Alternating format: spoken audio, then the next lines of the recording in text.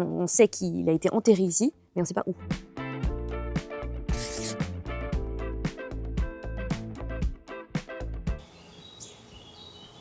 Et ben c'est le silence qu'on entend.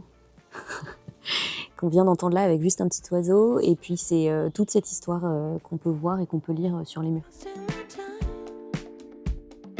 En 1138, il y a une première petite abbaye qui est consacrée à Saint-Jacques, qui est construite ici.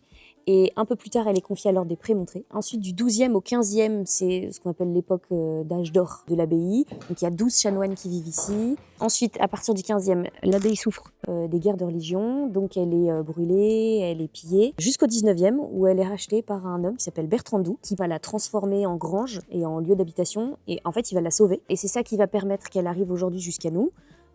Jusqu'en 1971, où là il y a eu une première alerte qui a été donnée, comme quoi il fallait sauver le lieu. À partir de 2013 jusqu'en 2023, il y a eu tout un travail de restauration. Et donc aujourd'hui, il est ouvert à la visite, il est ouvert tous les étés, tous les après-midi. Et il y a des événements qui jalonnent l'été et pendant lesquels on peut venir vivre l'abbaye.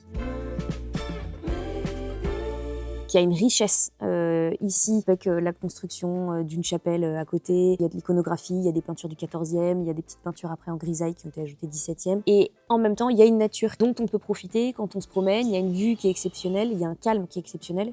Et en fait, venir à Doux, c'est venir se ressourcer. Face à la vue, à côté du chevet où il y a des pierres de plusieurs couleurs avec l'Arcos de Blavozy et les pierres de l'ancien volcan de Doux.